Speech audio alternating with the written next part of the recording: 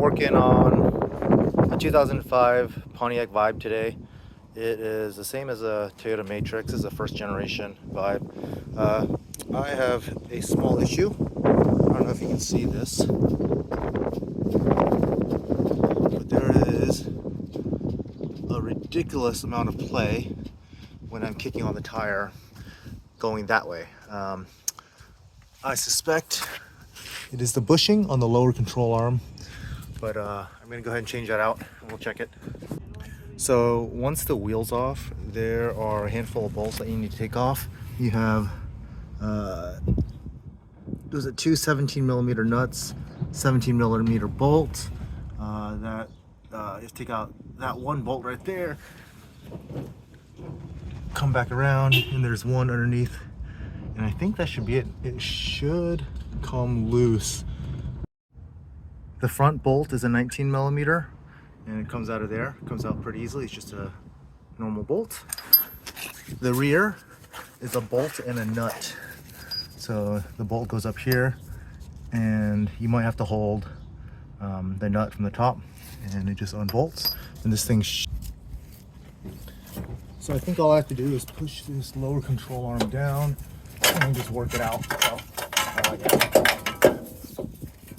the bushing's definitely torn, but this thing should come out relatively easy, I hope. I'll show you the bushing that's stuck. This is the bushing that's torn. You can see there's just so much movement in there, and I'm just gonna go ahead and pry this out with a pry bar. This is my pry bar, and I'm just doing is I'm gonna try to work it out. It's kind of hard to use one hand, but it should come out this way. Oops. Here it is. Part came out. I mean, literally, this job took, I don't know, 3 minutes. I haven't put the stuff back in yet, so harder to install definitely. But you can tell this bushing here is got a pretty big tear, and that's where the movement is coming from.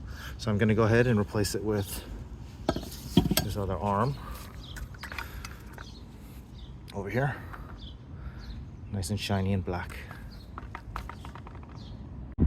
For those of you that are in rust-prone states, I'm in California, so it's not too rusty, but this car I think came from Montana.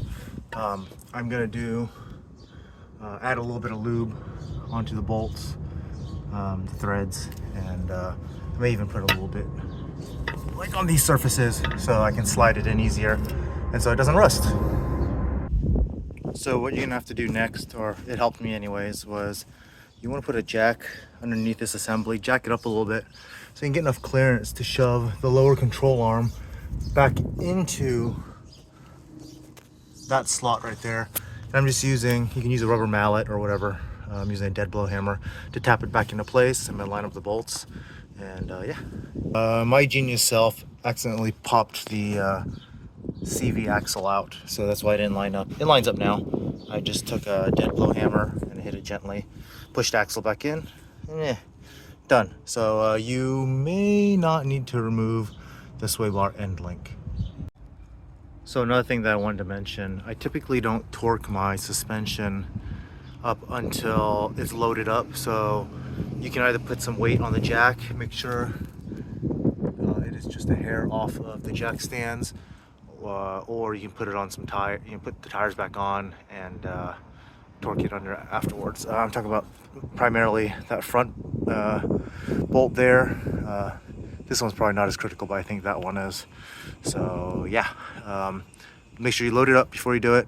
I don't know if it actually makes a difference on this particular car, but I do know that if you end up torquing it down and the bushings are like tweaked at an angle, you're squeezing the bushing, and I don't know if it makes a difference, but this is what I do. Up to you what you guys want to do. But this job was relatively easy. The hardest part for me was trying to line up the two bolts down under here underneath the control arm, along with that one bolt, and that was primarily due to me accidentally pulling the axle out. So I just finished up the lower control arm job. I also did an oil change since it was up in the air. Meant to change the manual transmission oil, but I'll have to wait for another day.